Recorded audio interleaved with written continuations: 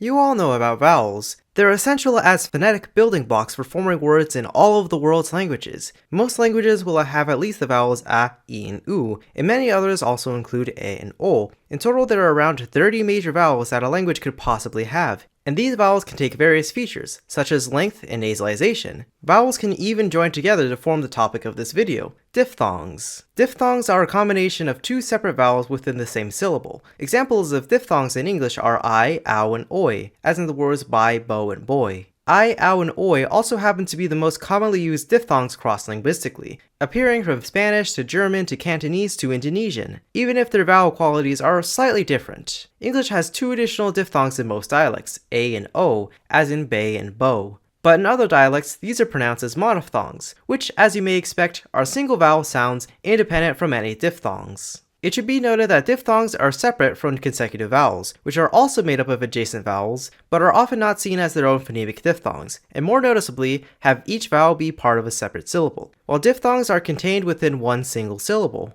The gaps between consecutive vowels are also known as vowel hiatus, or as diaeresis. Sometimes during rapid speech in languages like Spanish, consecutive vowels are realized as diphthongs, but again, this is not a phonemic difference. Within diphthongs, there is one vowel with a higher pitch and volume, also known as higher prominence, and the other has lower pitch and volume, lower prominence. The vowel of lower prominence is often marked as being non-syllabic, meaning it doesn't form the nucleus of its own syllable, unlike other monophthongs. When a diphthong has non-syllabic e or u, they can alternatively be analyzed as ya and wa respectively, since these consonants are often considered to be semivowels. Most diphthongs in the world languages are falling diphthongs, which is to say, they start with a vowel of higher prominence and end with a vowel of lower prominence, such as I and ow. Rising diphthongs are the opposite. They start with the less prominent vowel, the non-syllabic one, and rise to a more prominent vowel, like in ia and ua, although this type of diphthong is less common.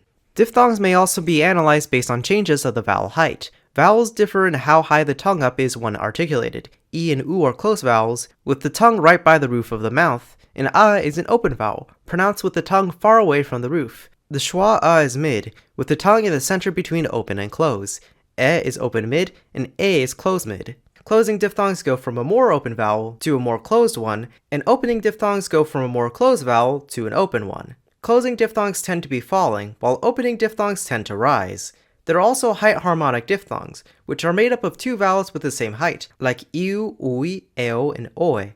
Narrow diphthongs refer to ones which start and end with vowels that are relatively close together in the vowel space, like a and o. And wide diphthongs refer to those which have two faraway vowels, like in ao, which consists of two vowels which are on opposite sides of the vowel space from each other. I is more narrow than I, and ui is more wide than oa. While the majority of the world's languages have diphthongs, many do not. While languages like Japanese and Swahili may seem like they have diphthongs, in reality they only have consecutive monophthongs, since each vowel forms its own syllable. Other languages like Swedish have lost all their diphthongs, in a process known as monophthongization. Examples include I turning into e, ao turning into o, and diphthongs ending with schwa can lose the schwa and turn into a long vowel, as in the Germanic languages. The opposite process can also occur, in what is known as either diphthongization or vowel breaking, because it's breaking a monophthong into separate parts. Long a and o, for example, can turn into monophthongs a and o. And across many of the Romance languages, Latin e shifted to ye and o shifted to ue or o. Something interesting happens in Vietnamese, where vowels a, o, and u break into ao, o, and u before coda ka and nga, and the ka and nga also turn into labial velar kpa and ngma.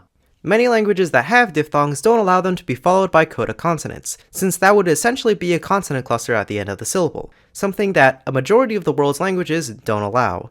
But this does still happen in Burmese, Thai, and the Western Germanic languages. In languages like Indonesian, there are words where it may seem like there are diphthongs being followed by coda consonants, but in reality these are just consecutive vowels in two separate syllables. Depending on the feature of the vowel with the higher prominence, the entire diphthong may have a given feature as well, like long diphthongs as in Thai, and nasal diphthongs as in Portuguese. Diphthongs may also contain specific vowels that don't appear as a monophthong in a given language, such as General American English and Cantonese, which have diphthongs a and o but no monophthongs a and o, only lower a and o. In addition to monophthongs and diphthongs, there's also triphthongs, combinations of three whole vowels. This occurs in Thai, Vietnamese, Danish, and in British English, in words like fire and hour. Fire, hour. The process of vowels turning into diphthongs is called diphthongization, and the term vowel breaking can be used to refer to both diphthongization and diphthongization. Diphthongs still only have one vowel of higher prominence, but have two vowels of lower prominence, both of which get marked as non-syllabic in the IPA. Unfortunately, quadriphthongs, which would be four vowels in the same syllable, do not occur in any known natural languages, although we can have two consecutive diphthongs in a row, such as in the name of US state Ohio, and theoretically, there is no upper limit to the amount of consecutive vowels a language can have in a row, but as with consonant clusters, natural languages only go so far, as does this video. Thank you for watching until the end. If you've enjoyed this video, then please consider leaving a like and subscribing to the channel. It really means a lot. Until next time, goodbye! Get it? Because bye has a diphthong in it?